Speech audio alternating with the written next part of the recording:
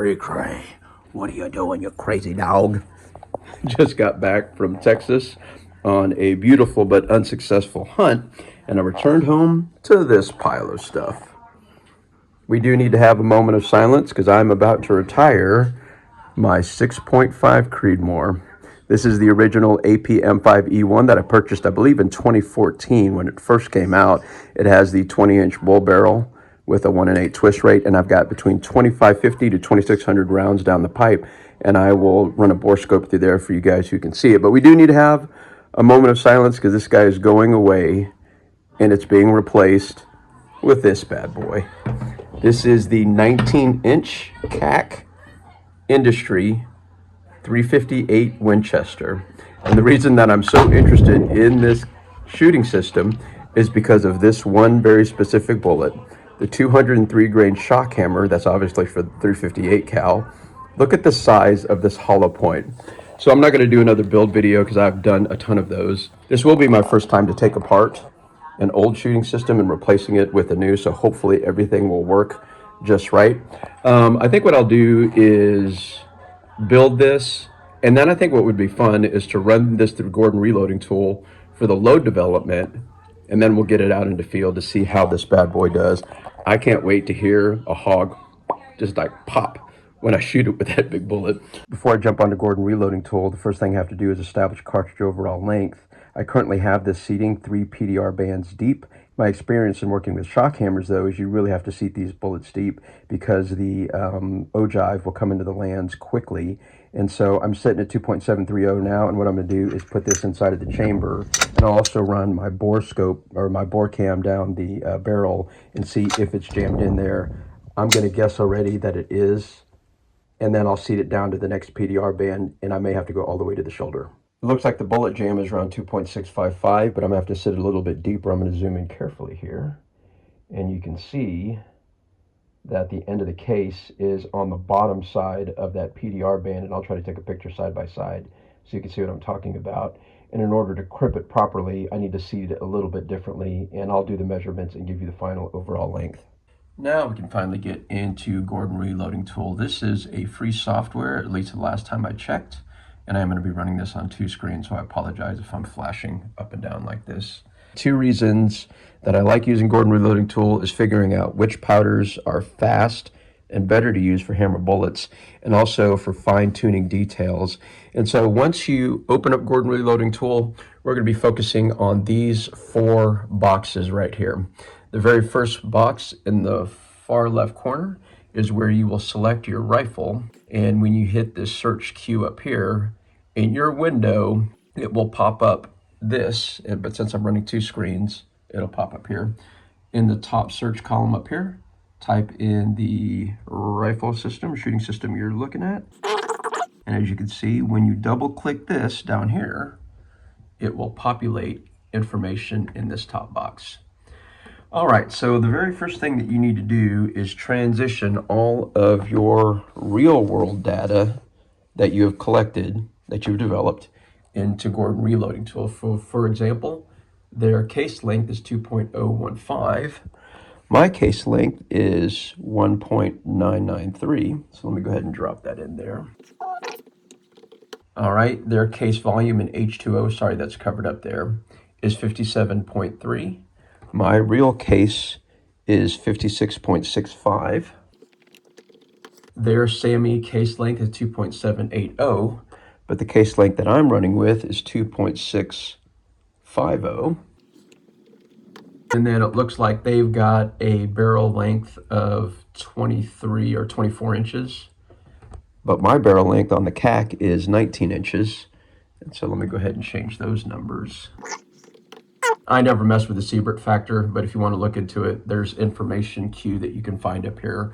So basically make sure that your real world rifle and case information matches what you have collected. The next thing that you want to find is your bullets. And in Gordon reloading tool, unfortunately, Hammer Bullets is not listed as one of their companies. So I hit that arrow and then I hit the GRT tool database. And if you go down to the H's, there is no Hammer Bullet. See that? But what I have done, and I've got I've got Quick Load on this computer. I've been taking their bullet information and putting it into Gordon Reloading Tool. If you need help with that, go ahead and send me the bullet profile that you are wanting, and I will send you the data that you need to drop into there.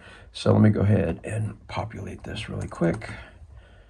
All right, so here we got the hammer bullet, 203 grains.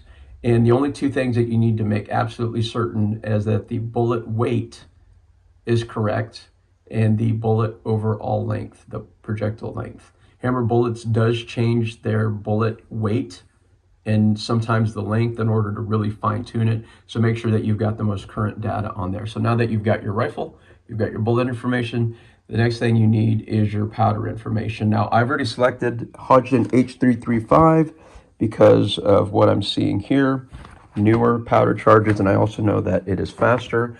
This is your rifle, bullet, powder.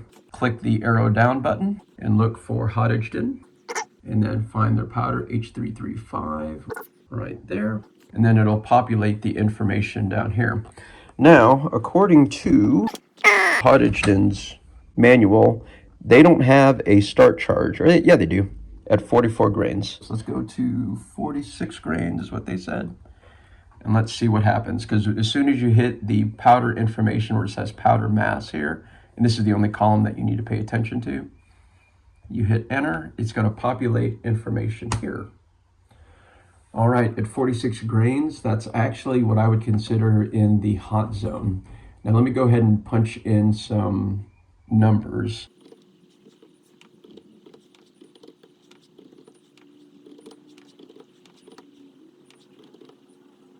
All right, there you go. All right, at 46.1 grains, you will see these words. See the little warning sign, working pressure close to the maximum permissible gas pressures.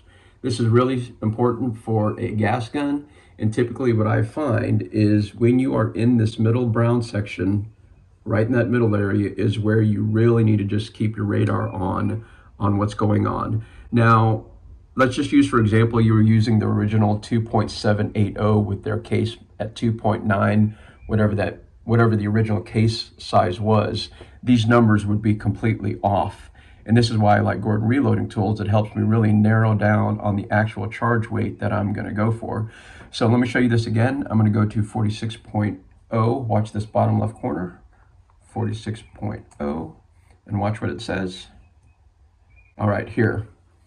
Lower burn rate, inconsistent combustion, whatever that means. It's not in the warning, all right? That's the main thing that you're looking for, is that it's not warning you that you are in the hot zone. So what I'll do is I'll go back to 46 grains, and I'll start at 4 grains below that, which will put me at 42 grains, and I bet you that's gonna get me about 20K below semi-max, and I called it.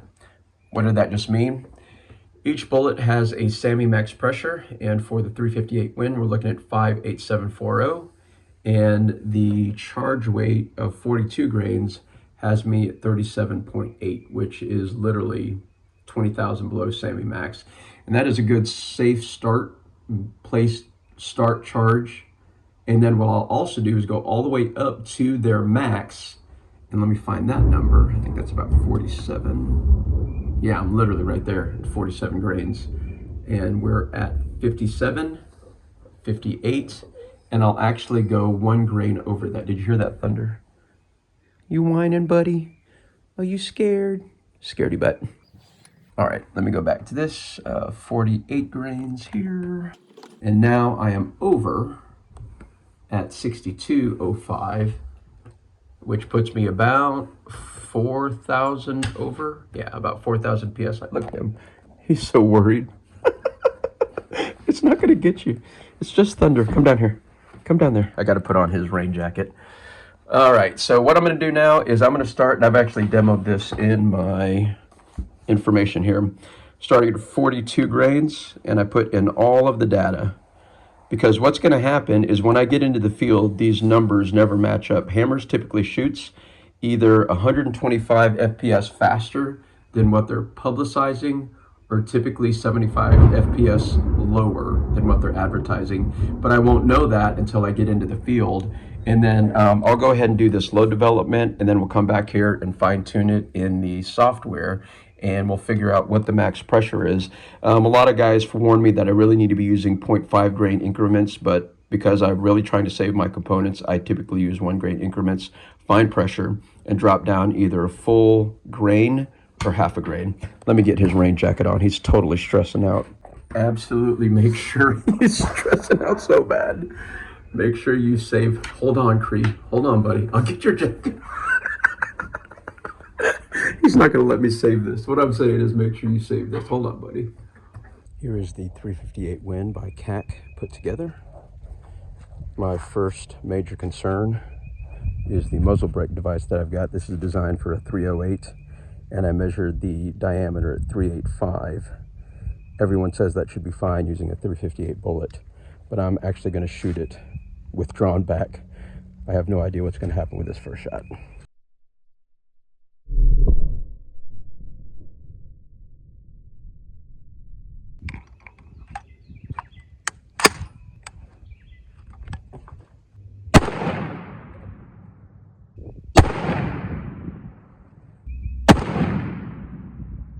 I am concerned that this bolt carrier group's not locking back.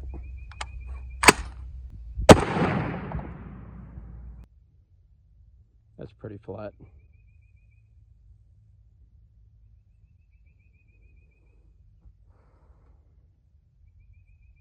Yeah, we'll stop there. This was the 41, 42, 43, 44, 45. And I did change my point of aim on purpose. Case on the left is 44 grains of H335. Case on the right is 45 grains. What's really interesting is if you look at the DY at the end of Hornady, you will see a shine on case 44 right there. But you go to case 45, there's nothing. Yes, both of these primers are flat, but what I'm going to do right now is jump back onto Gordon Reloading Tool, and I'm going to show you how to adjust to see what predicted pressures are that are on here. Do I feel safe shooting 45? Absolutely, but let me just see what the numbers look like on Gordon Reloading Tools, and I want to make sure that my PSI is not over that 58,740, and I'm going to guess it's probably somewhere right at that top end because I was expecting the highest velocity right around 2,500 FPS. So what we're going to do now is what I'm trying to do is get my BA or my velocity at 45 grains. So let me type in 45 grains real quick. And that's going to put the pressure below that safe line there. But now what we have to do is adjust what's called the combustion coefficient, the BA. That's currently 0.6478, and that gave me a velocity of 2359. And if we go back in here, that's what I wrote down. 45 had a velocity of 2359, but now we're going to adjust the BA here so that I can get it up to 2,500 FPS. So let me just kind of fiddle with the BA.